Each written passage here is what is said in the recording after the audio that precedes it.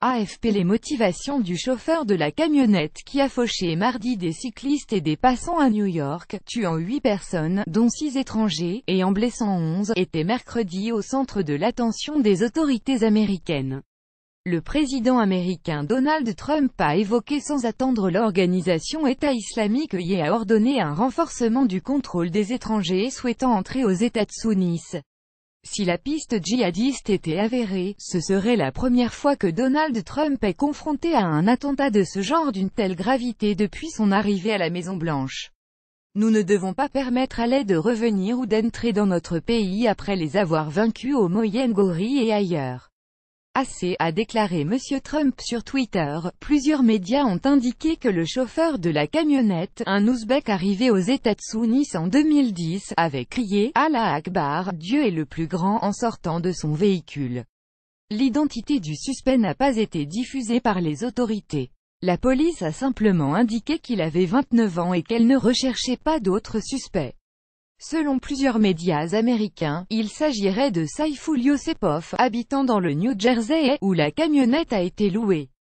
Il disposait d'un titre de séjour permanent, la carte verte, et travaillait comme chauffeur pour Uber, selon le New York Times, en précisant qu'il avait déjà été sous le radar de la police.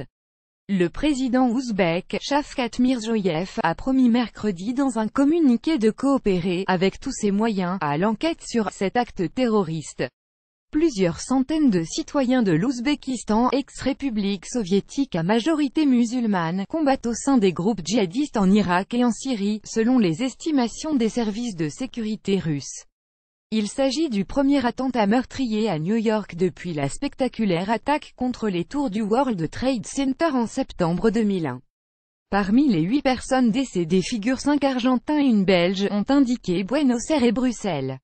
Le maire de New York, Bill de Blasio, a qualifié cette attaque, survenue le jour de la fête d'Halloween, d'acte lâche de terrorisme, sans parler de djihadisme. C'est une journée très difficile pour New York, a ajouté M. de Blasio sur les lieux de l'attaque, au sud-ouest de Manhattan, non loin du mémorial érigé en mémoire des victimes du 11 septembre. Le maire démocrate, qui joue sa réélection dimanche, a demandé aux New-Yorkais d'être particulièrement vigilants et de signaler toute anomalie. New York est une cible depuis 2001, nous savons depuis septembre 2001 que nous sommes une cible, a déclaré Andrew Cuomo, gouverneur démocrate de l'État de New York. Il a annoncé des mesures de police renforcées dans la très touristique capitale financière américaine. Les pompiers ont fait état de 11 blessés hospitalisés, dans un état sérieux, mais pas critique. 3 Belges, une Allemande et un Argentin figurent parmi les blessés, ont indiqué Bruxelles, Berlin et Buenos Aires. Les 5 Argentins tués étaient originaires de la ville de Rosario et formaient un groupe d'émis qui fêtait le 30e anniversaire de la fin de leurs études à l'école polytechnique de cette ville, a indiqué le ministère argentin des Affaires étrangères.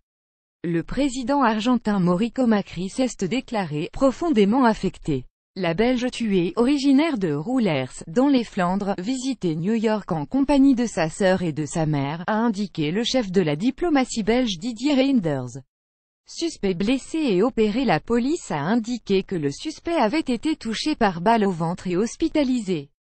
Selon plusieurs médias, il aurait été opéré dans la soirée et son pronostic vital ne serait pas engagé. Plusieurs dirigeants européens, à commencer par le français Emmanuel Macron et la britannique Theresa May, ont manifesté leur solidarité. Le porte-parole de la chancelière Angela Merkel a déclaré sur Twitter être « horrifié par l'attaque maléfique de Manhattan. Nos pensées vont aux victimes et à leurs familles. De Berlin à New York, nous sommes à vos côtés. Cette violence est injustifiable. Il faut savoir à présent quelles sont les raisons de cette attaque.